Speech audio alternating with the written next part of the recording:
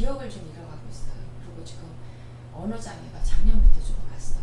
근데 이제 그래서 이제 검사 보기 전에는 검사했을 때 몰랐는데 모르겠다고 다들 그랬는데 이제 작년에 검사하니까 개인병원에서 이제 검사했더니 이제 희귀병이라고 얘기를 해요. 근데 그 병의 원인이 이제 아마 회사를 운영을 하면서 그 어려웠던 그 상황들을 혼자 다 가지고 있으면서 아마 저한테는 얘기를 안 해가지고 몰랐는데 그게 온 것 같아요. 서서히 몇 년 사이에.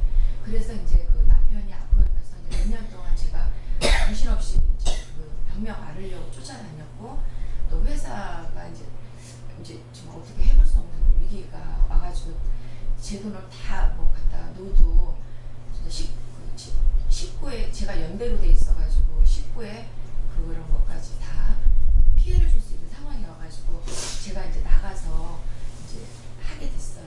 그래서 그런 그 남편의 그 건강 문제하고요. 그거로 인해서 이제 그 회사를 양도를 해야 되는데 이 양도의 문제가 이제 딸하고 또 결혼 문제하고 다 겹치다 보니까 남편이 아픔으로써 이 세 가지가 다 한꺼번에 같이 온 것 같아서 이 기도를 어떤 식으로 제가 이 난제를 풀어나가야 될지 법사님한테 여쭙고 기도를 뭐 보살님 문제가 아니라 남편의 문제, 딸은 무슨 문제가 있어요? 딸은 자기가 이제 결혼을 하고 싶었는데 아빠 회사에 5년 끼면서 결혼을 이제 회사가 이제 어려워지고 본인이 없으면 엄마 혼자 못하니까 그래서 이제 못하다가 그거로 인해서 이제 저하고의 관계가 많이 이제 살얼음을 걸었었죠. 결혼을 할 수밖에 없는 그런 이제 결과가 왔어요. 그래서 이제 그런 문제 때문에. 근데 결혼을 그럼 안 시킬 수가 없을 거겠죠? 네, 이제 나를 그래서 잡았어요. 네, 그래서 결혼하고서는 자기가 근데 그 남자를 원치를 않습니까 지금도? 제가요. 아니 그 따님이요? 딸은 그 남자하고 결혼을 원하고요. 저는 원치 않았었어요. 아무리 원하시지 않더라도 아마 그건 안 될 겁니다. 자기네 업이니까 보살님께서 반대의 마음을 좀 접으셨으면 좋을 것 같습니다. 반대만 접으시면 딸 문제는 해결이 되는 겁니까? 네. 그럼 이제 그걸로써 일단 그 딸이 아이 왜 저렇게 시원찮은 녀석하고 결혼하나 지어고 살면 상당히 불행해질 텐데 이런 생각이 드실 수 있겠죠. 많이 들어서 여기까지 끌어왔거든요. 네, 근데 그 생각도 내 판단이지 반드시 옳은 판단이라고 할 수가 없어요. 발견이가 볼 때는 내 생각하고는 좀 틀릴 수도 있게 다른 판단을 내릴 수가 있을 것 같습니다. 그러니까 또 지금 보사님 입장에서는 그렇게 둘이 친하고 이미 임신까지 한 상태에서 그걸 거부하셔서는 안 됩니다. 그네들의 운명이니까 내가 너무 욕심을 바랬나 보다 이렇게 생각하고 그 좀 안타까운 생각이 드시더라도 그 생각을 부처님께 자꾸 받쳐보세요. 그러면은 아마 잊어버려지실 것 같습니다. 어차피 지들 운명인데 그 녀석을 만나서라도 그저 잘 살길 바로 서로 둘의 나쁜 오빠가 있어도 나쁜 오빠 해탈해서 복 많이 지길 바라오는 그렇게 기도를 해주시면서 그 좋은 사위에 대한 미련을 띠셨으면 좋겠다 이렇게 생각을 하고요. 그럼 바깥으로는 지금 희귀병 때문에 거의 치료가 불가능한 상태입니까? 병원에서는 아직 그런 그 젊은 나이에 그런 병이 있는 그 사례가 없어가지고 약이 없다고 그래서 지금은 이제 일반적인 그 알츠하이머 그 이제 진행을 늦춰주는 그런 약을 이제 복용하고 있고요. 이제 그 젊어서 이제 그런 병이 오니까 이제 그 우울증이 함께 같이 와가지고 우울증 약을 같이 복용을 하고 있어요. 그러니까 아마 제 추측에는 뭐 사업에도 여러 가지 힘드셨다고 그랬죠. 바깥으로니 동시에 보살님하고도 그렇게 사이가 꼭 원만하시진 않았을 것 같습니다. 그래서 그분 마음속에는 아이 세상 살고 싶지 않다. 아이 다 귀찮은 꼴 다 보고 싶고 그저 다 잊어버렸으면 경우에 따라서 세상을 떠나버렸으면 하는 이런 비관적인 마음이 많았을 겁니다. 그런 비관적인 마음, 세상을 살고 싶지 않은 마음, 그 우울한 마음이 그런 병을 불러오게 돼 있습니다. 그러니까 그런 병 불러오는 거는 그분이 원해서 불러온 거예요. 세상이 살고 싶지 않은 사람, 그런 사람한테 그런 병이 오지, 나는 세상을 오래오래 살아서 좋은 일 많이 해서 아주 그러면서 힘찬 낙관적인 생각을 가진 사람한테는 되게 병이 안 옵니다. 성격이 굉장히 활달하고 막 그랬는데도 활달하지만은 가만히 보니까 사업에 실패했고 보살님 오고 사이도 안 좋고 그러니까 활달한 성격이 있었음에도 불구하고 세상을 살고 싶지 않은 마음이 훨씬 더 많았던 것 같아요. 그러면서 속으로 아마 보이지 않게 활달한 것 같지만 속으로는 우울증 같은 것들이 점점 더 커졌을 거고 그것이 그런 알츠하이머 같은 병을 불러오게 됐다 이렇게 봐야 됩니다. 그분의 소원성취이기 때문에 그것을 꼭 안타까워할 필요는 없을 것 같아요. 제가 잘못해서 아까 부사님 말씀하셨지만 제가 정말 저는 우리 그 남편을 정말 그 집착 같은 성격이 너무 싫어가지고 결혼을 안 하려고 그러다가 정말 어떻게 지금 엇건지 물려서 오셨지. 네, 그냥 어떻게 어머님이 그 남편 어머님이 암에 걸렸다고 나를 보자고 그래가지고 어떻게 그 사정을 하는 우리가 잘 살아라 이러는 바람에 그냥 마음이 그냥 제가 그냥 확 동정이 가셨지. 그래가지고 결혼을 했거든요. 그러면서 가서도 늘 불만이 많으셔서 너무 바가지를 많이 긁으셨을 것 같아요. 엄청 많이 긁었어요. 근데 이제 그러니까 그 애는 살고 싶지가 않은 거예요. 그거에 이제 그것 때문에 제가 이제 죄책감이 막 생기는 거예요. 그래가지고 지금 이렇게 알츠하이머가 걸리니까 죄책감이 생기실 너무 수밖에 많이 없죠. 생겨가지고 제가 우울증이 온 거예요. 막 근데요, 안타까워하시지 마세요. 자기 어차피 보살님이 아닌 저는 다른 여자를 만났다 하더라도 그이는 그런 소질을 전생부터 가져왔습니다. 그리고 자기 이제 그 결국은 이 세상 논리로는 이해가 안 가지만 시시각각으로 소원성취하는 우리는 위대한 존재입니다. 우리는 부처님과 같이 전지전능한 존재이기 때문에 좋은 일도 자기가 불러오는 거고 나쁜 일도 내가 불러오는 거예요. 내 마음 먹은 대로 지금 다 되고 있는 거예요. 그이는 죽고 싶다고 그러니까 죽고 싶게끔 일이 된 겁니다. 근데 지금 보살님이 할 수 있는 일은 과거에 그의 바가지 긁고 속색여서 그이로 하여금 세상 살고 싶지 않다 이렇게 만든 어떤 정도 책임이 있어요. 그 미안한 생각을 지금 자꾸 바치시는 게 좋습니다. 그리고 그의 불쌍한 생각도 자꾸 바치시는 게 좋습니다. 그리고 이제 가능한 대로 그이가 건강을 회복해서 부처님 전에 복 많이 지길 바라고 그리고 자꾸 기도하는 게 좋습니다. 그렇게 기도하게 되면은 다소 그이하고 맺은 업보가 풀릴 수가 있어요. 그러니까 그이하고도 상당히 보살님이 금생에는 그이를 괴롭혔듯이 전생에는 그이가 보살님을 괴롭혔고 그것이 잠재의식 속에 남아있어서 금생에는 이렇게 미워하고 바가지 긁고 그이로 하여금 세상 살기 싫은 마음을 낼 때까지도 자꾸 헛얘기 또 이러면서 바가지 긁으셨죠. 근데 짓고 와서 병 걸리니까 또 미안한 생각이 드는. 예, 근데 미안한 생각도 바치셔야 돼요. 예. 그 절대 미안한 생각은 또 보살님이 우울증을 불러오게 하는 겁니다.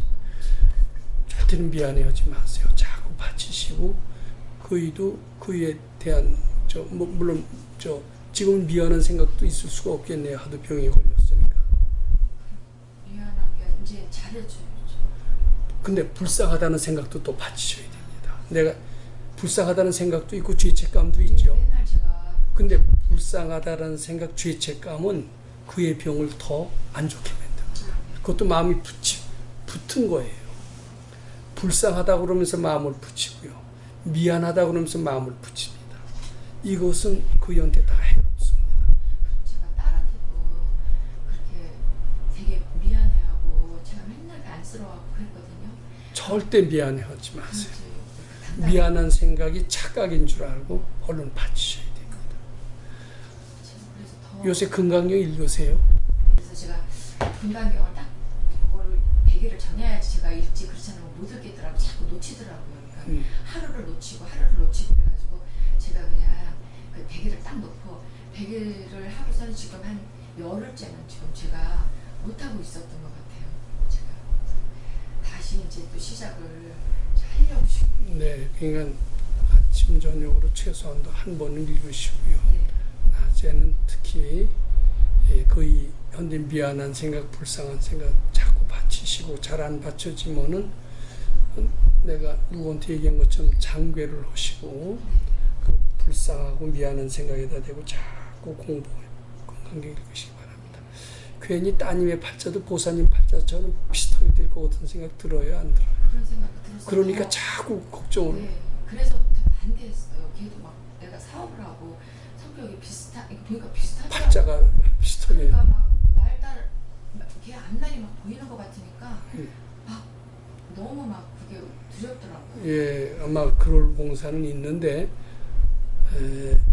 나 팔자처럼 되겠다라는 생각을 하면 그렇게 될 공사는 많습니다. 근데 지금이라도 내 팔자를 닮아서 기부하게 되겠다는 그 생각을 자꾸 받치시는 게 좋습니다.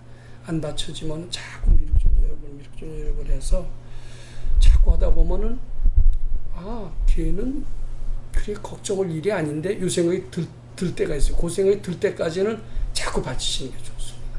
그리고 남편도 불쌍하고 미안하는 생각이 없어질 때까지 자꾸 받치셔야 됩니다. 자꾸 받치시면 아마 눈물이 많이 나올 수가 있어요. 지금 보니까 바깥으로도 허약하고요.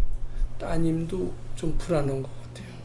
근데 유일하게 그 집안을 단속해서 일으킬 수 있는 분은 그래도 건강경을 만나신 보살님밖에 없어요. 보살님이라도 살아야 남편도 바로잡고 딸도 바로잡을 수 있습니다. 그러니까 지금 자꾸 우울증 걸리고 자포자기여서는 안 됩니다. 정신을 바짝 차리시고 아침 저녁으로 건강경 정성껏 읽으세요. 부처님 앞에서 법문 듣는 마음으로 읽으시고 특히 딸을 안타까워하는 마음 절대로 받치시고 안 받쳐지면 그 딸 생각에다 대고 자꾸 미륵전열에 부르시고 하루에 적어도 한 딸에 대해서 한 30분, 남편에다 대고 한 30분 정도만 바치시고요. 또 경을 읽으시고요. 그리고 될 수 있는 대로 몸은 부지런히 움직이시는 게 좋습니다. 가만히 앉아서 하면은 이런 비용적 현상은 점점 더 커집니다. 회사를 지금 팔으려고 하는데. 회사는 지금 보살님 명의로 돼 있습니까? 네, 대표를 바꿨어요. 왜냐면 그렇죠. 그분이 병이 되니까. 근데 그거 판다고 쉽게 팔리지 않을 것 같습니다. 제 생각에는. 근데 어떻게 해야 되냐면 이 회사를 부처님께 바쳐 복 많이 지길 바로 놓으셔야 돼요. 그리고 이제 팔고 싶은 마음도 자꾸 바치셔야 됩니다. 팔고 싶은 마음 갖고 팔면은 헐값에 판다든가 안 팔릴 수가 있어요. 예, 근데 헐값에 팔지 마시고요. 자꾸 이 회사를 부처님께 바쳐 또는 팔아서 부처님 시봉 잘하길 바로.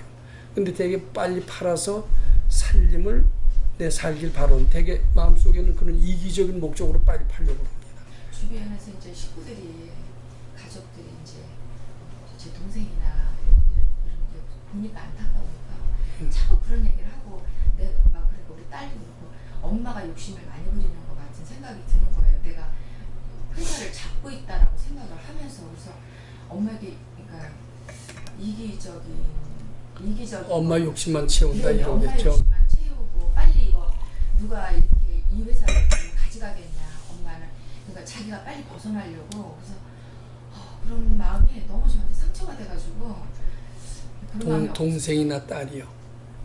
그렇죠. 동생은 이제 빨리 팔아서 언니가 이제 형부가 아프니까 병원비라도 지금 해야 되는데 아니면 왜냐면 동생한테 제가 도움을 많이 받았고 친정집에서도 도움을 많이 받았고 지금 도움 받은 데는 다 받다 보니까 그런 마음을 먹을 수 있지 않을까라는 생각이 들어요. 근데 그 동생이나 딸은 딸은 어리니까 그렇습니다만 동생도 뭘 크게 성공해 본 분은 아니죠. 그냥 애들 가르치는 가정. 그런 사람의 말은 현명하지 않아요. 왜냐하면 자기가 빨리 팔아서 자기한테라도 어느 정도 도움을 받기 위한 자기 욕심으로 빨리 팔려고 그러는데 딸이나 동생의 말 듣지 마세요. 듣지 말고 함부로 팔면 헐값에 팔리고 외리 안 좋습니다. 그러니까 이것을 팔아서 부처님 시봉 잘하길 바로 놓으셔야 됩니다. 이게 대개는 빨리 팔아서 뭐 먹고 살 거 해야지, 먹고 살 거 마련해야지, 병원비 줘야지, 이런 마음으로 팔게 되면은 잘 팔리지도 않고 팔아도 헐값으로 아주 기분 나쁘게 팔립니다. 근데 이걸 팔아서 부처님 기쁘게 해드리길 바로. 그리고 그 회사에 붙은 생각에 자꾸 마음을 띄셔야 됩니다. 아마 상당히 세상을 성공해 본 분이 주위에 있다라면 절대로 급하게 팔지 말라고. 컨설팅을 한번 정관을 좀 바꾸라고 컨설팅을 네. 했더니 그분은 좀 제가 이제 이런 양도의 얘기를 했더니 좀 아깝다고 얘기를 그렇죠. 하고. 너무 급하게 쳐보기에는 네, 너무나 좋은 네. 발전을 요소도 괜찮을 있고. 건데 지금 이제 사장님이 아파서 못하는 건데 이제 여자 둘이 나이 먹은 엄마하고 딸하고 나와서 이렇게 하니까 그랬더니 그런 거 보면 좀 안타까운데 자기가 보기엔 너무 좀 아까우니까 잘 생각하라고 그러는데 딸은 왜 남의 얘기만 그렇게 듣고 엄마 입장은 생각 안 하냐고. 엄마 아빠 아빠도 자기 애기 이제 애를 가졌으니까 이러면 엄마가 어떻게 이거를 꾸려 나갈 것이냐고 이렇게 얘기를 하니까 나는 걔가 없으면 안 되는데 엄마 내가 그래도 내가 나와 살 테니까 엄마 걱정하지 마 이렇게 했으면 제가 낫을 텐데 엄마 나도 이제 이렇게 해서 가정 가지면 못 남는데 엄마 그러면 어떻게 할 거야 이러는데 제가 답이 없는 거예요. 근데요, 한번 그 너무 급하게 파시진 말고요. 근데 보살님 웬만하면 직접 한번 직영을 해보실 생각은 없으십니까? 저희는 딸이고 뭐고 다 너희들 그래? 넌 좀 빠져. 나하고 친정 오빠라도 든든한 사람이 있으면, 아니 뭐 친정 오빠도 사실 요 세상엔 소용이 없습니다만은 잘 자꾸 이것도 부처님께 여쭤보세요. 부처님이 난관을 어떻게 헤쳐나가리까. 그리고 어려운 회사 어려운 사정을 자꾸 부처님께 바쳐보세요. 자꾸 바치고 건강력을 읽다 보면은 퍼뜩 아이디어가 나오는 수가 있습니다. 아, 이거는 누구하고 의논하면 좋을 것이다. 이런 아이디어가 나옵니다. 지금 제가 보기엔 따님이나 동생은 자기 욕심 때문에 어머니로 하여금 빨리 그 회사를 처분하게 하고 자기한테 떡고물이라도 먹을 그런 불순한 생각을 가지고 있는 것 같습니다. 그 사람의 말을 따르는 것은 굉장히 흉내하지 않습니다. 그럼 누구하고 의논하느냐? 그건 모릅니다. 그때 건강경을 읽어야 됩니다. 자꾸 읽다 보면은 퍼뜩 아이디어가 나오는 수가 있어요. 그 공부해본 분은 많이 느낍니다. 퍼뜩 아이디어가 나오면 이제 그걸 별빛 메시지라고 얘기하는 분이 있는데 그 사람을 한번 찾아가 보시면 됩니다. 아, 뭐 예를 들면 여학교 다닐 때 누구 또는 뭐 남편의 친한 친구, 의리 있는 친구, 또 경이 읽다 보면 아 누구하고 상의하면 좋겠다 이런 딱 아이디어가 나오는 수가 있어요. 그러면 대개는 그게 맞는 게 많습니다. 지금 동생이나 딸의 의견은 안 따르는 게 좋을 것 같습니다. 그리고 자꾸 회사를 너무 급하게 파시려고 하지 말고 이 회사를 부처님께 바쳐 시봉 잘하길 바라, 복마해지길 바라 자꾸 해보세요.